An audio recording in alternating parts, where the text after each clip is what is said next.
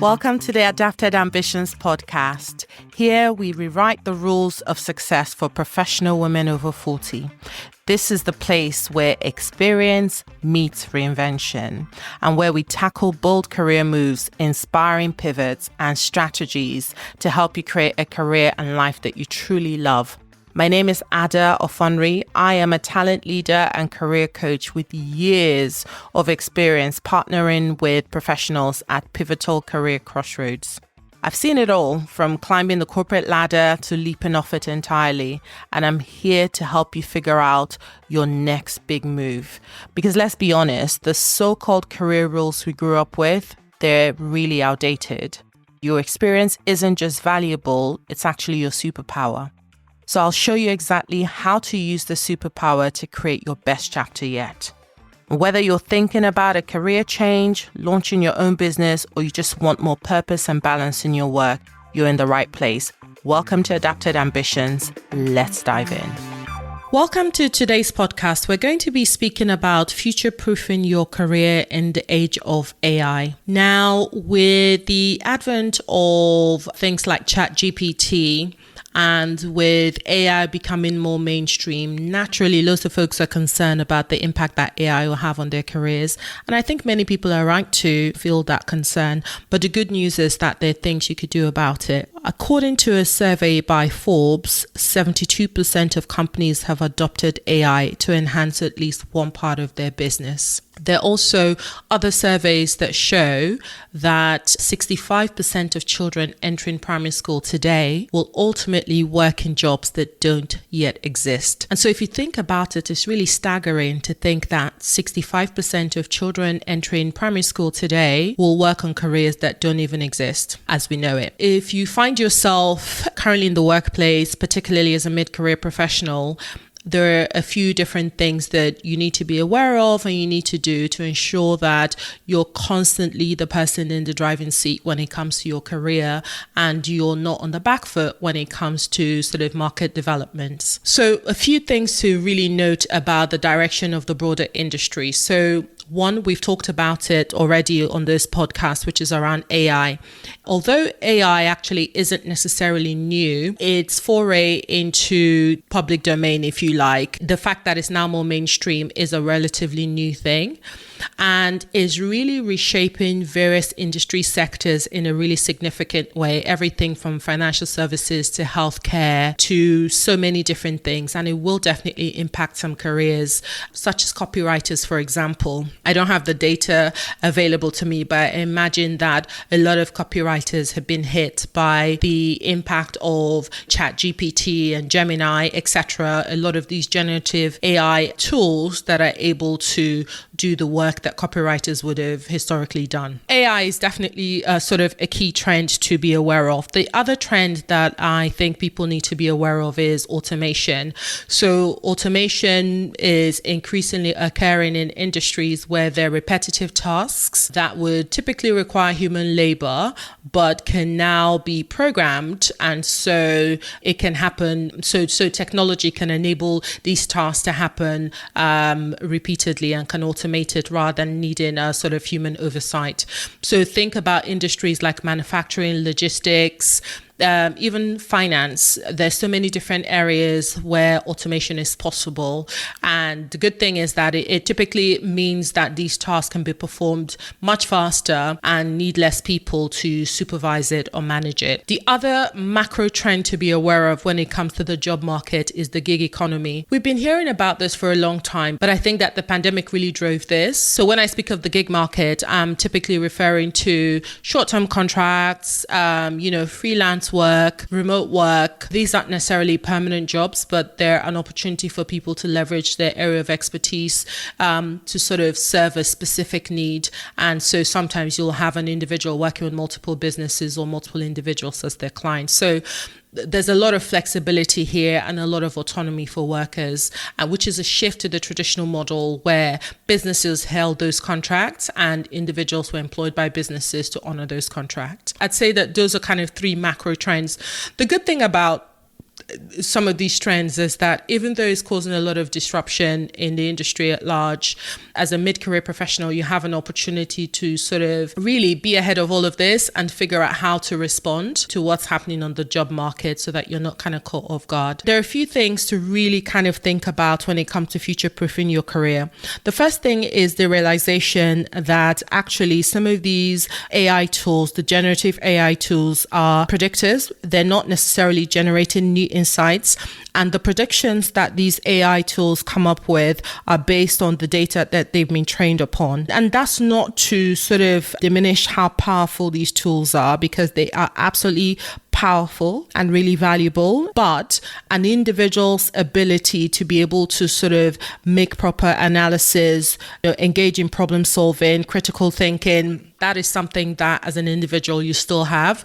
So I think it's important to understand that if you're somebody who's able to really hone in your problem solving and critical thinking skills, you can absolutely future-proof your career, because you can serve as a human overlay for any sort of AI tools that you or your organization goes on to use. The second area, in addition to problem solving and critical thinking, is around soft skills. So being able to be a really strong communicator, being a strong collaborator, all of these things aid work more generally, but also leadership especially.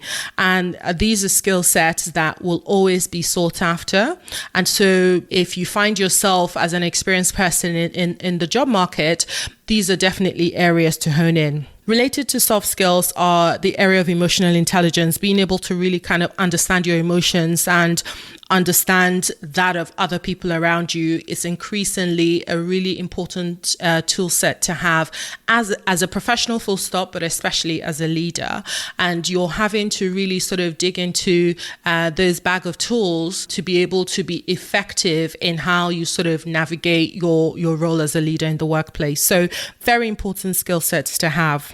The third thing I'd say to future-proof your career is to embrace micro-learning. The reality is that technology, AI tools, they're not going anywhere. And so in order to even put yourself in a place where you can really kind of understand a little bit about these, if you find yourself in a place where you don't necessarily want to dive all the way in, even 10 minutes a day on a day-to-day basis could have a material impact on how well you understand AI and other sort of technology tools.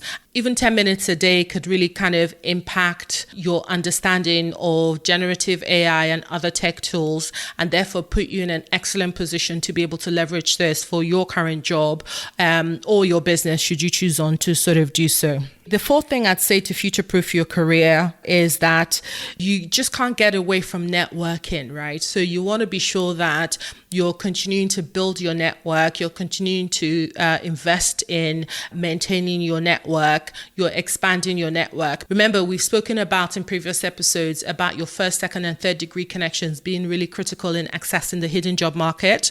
So putting yourself in a position where you're continuously building your network, in addition to learning about new technology, in addition to sort of cultivating some of these softer skills, puts you in a really excellent position to ensure that you're not on the back foot when it comes to your career, but you're really sort of step and in pace with what's happening in the market. Now, the last point is really about your mindset, which is ensuring that you remain open and flexible and adaptable, and have the continued willingness to learn and the ability to be resilient in the face of changes. I think that the people who struggle the most when it comes to future-proofing their careers are the people who are most resistant to change and sort of always long for how things were done previously and long for the good old days when you could do X, Y, and get Z. But, I think for people who are open, who are flexible, who are adaptable, then yeah, you might face setbacks, but the suffering doesn't have to be prolonged, because you simply sort of get back on your feet and figure out how to kind of move forward. So I think those are things to really be aware of. So I think if you're kind of engaging in micro learning, really throwing yourself into learning new courses, if you remain open and enthusiastic, if you're really deepening your ability to develop these soft skills, your ability to problem solve and analyze data and scenarios at work, and you're really sort of you're being resilient as well. I think you put yourself in a really good position where you can continue to future-proof your career. You can ensure that you're never in a position where you're so out of date with what's happening in the market that should you be in a position where you lose your job, or you really want to move on quickly, you want to ensure that you're able to sort of take the steps you need and you're not held back for whatever reason.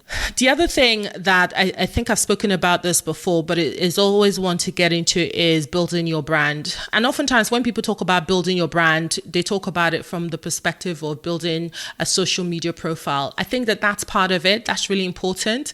And in this day and age, LinkedIn is the tool of choice if you're a professional looking to build your profile. But I think when I think about building your brand and building your profile, I'm also referring to your industry networks. If people in the industry that you're in or you'd like to go into know who you are and know what you do, then you then optimize your chances of being able to identify opportunities that are suitable, and also enable other people to do that identification for you, right? Because I think a lot of being able to future-proof your career and also sort of navigate the job market isn't necessarily about what you find for yourself, is also what other people suggest to you. I can think of countless examples where people have gone on to opportunities that they didn't necessarily find themselves, but someone else thought about them and forwarded the opportunities to them, or referred them to something that they thought that person would be interested in, and that just sort of opened up a new world for them. So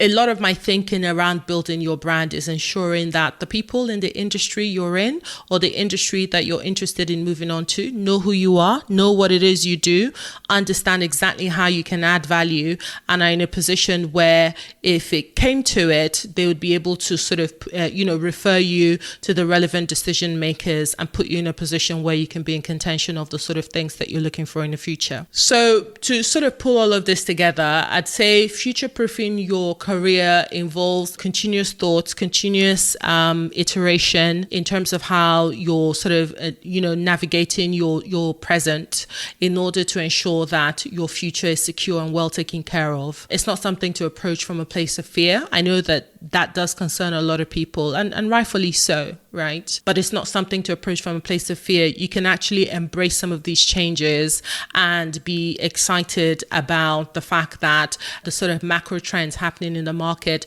provide an opportunity to do different things, or to do the same things in a different way. And that's only a good thing. So it's not really something to worry about. There will be some careers, although they're evolving, having a certain degree of expertise means that the pace of that evolution might be a bit slower. So, for example, if you're in the medical field as a doctor, a surgeon, potentially you could argue that there's a strong element of job security there. You may still have to evolve your approach and be able to utilize the new tools that are coming up in the market. I know that AI is massively impacting the medical field, so you're still going to have to do that anyway.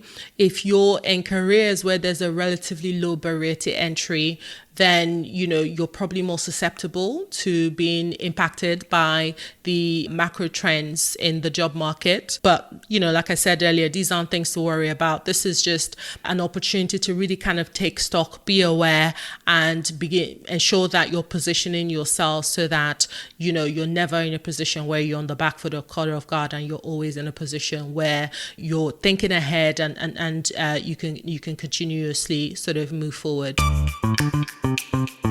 And ultimately, if things don't kind of work out as you had hoped, and for some reason, for example, your company decides to adopt AI tools and bring in AI experts to be able to operate those tools, and you find yourself suddenly out of a job, instead of the micro learning I suggested earlier, you can really sort of throw yourself into learning about a brand new area and pivoting. So although it's helpful to sort of be aware of what's happening in the market and to position yourself accordingly, there are also strategies that will enable you to really sort of get back on track really quickly, even if things don't work out as you were anticipating. So anyway, I hope that has helped with this week's episode about future-proofing your career. Let me know what you think, and feel free to sort of reach out with any suggestions of new areas to cover in subsequent episodes. But otherwise, I'll see you next time.